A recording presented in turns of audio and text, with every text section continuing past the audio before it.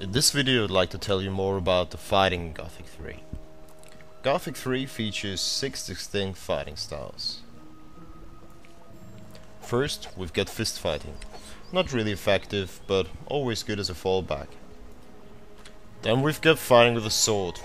The sword is a really effective weapon, but if you're carrying only one sword, you're very slow to parry counterattacks after a strike.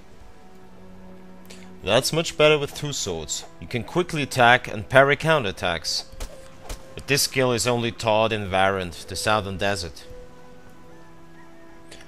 Of course, also a shield can be used to parry counterattacks and also enemy arrows.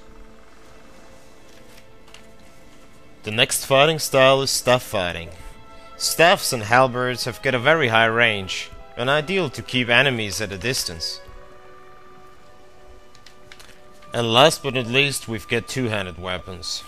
They do the most damage, but attacks are very slow.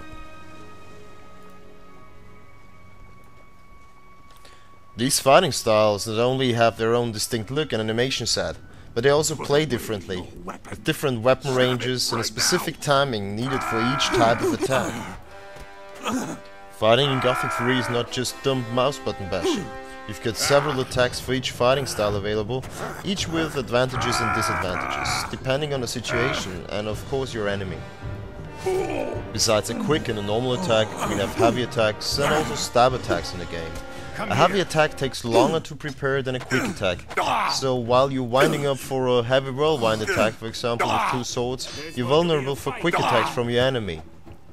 Fighting in Gothic 3 requires more tactical thought and is more action-oriented.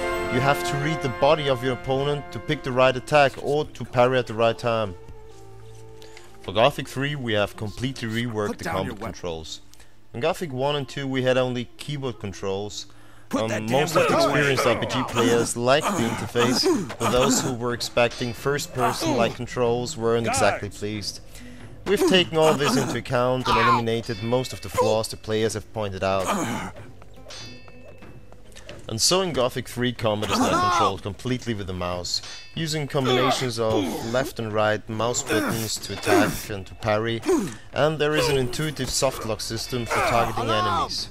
Depending on which button you press and how long you're holding it down, the hero will perform different actions. Equipping and changing weapons in Gothic 3 is now really easy and intuitive.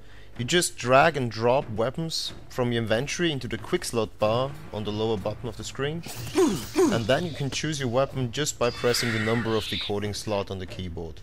Very much like in a first-person shooter. That makes the interface not only very easy to use, but also players that are new to Gothic will immediately know how to control the game. Although Gothic 3 can be played in both the third and the first-person perspective, the third-person perspective is the preferred method.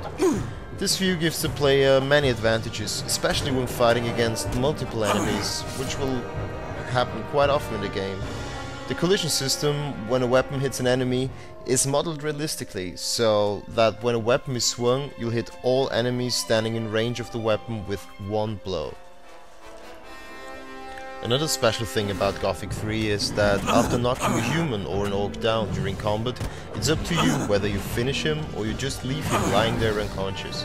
If you decide to kill him and somebody's watching you, you're known as a murderer afterwards, and the people in that town will attack you. So think before you act, because in Gothic 3 every action has a consequence.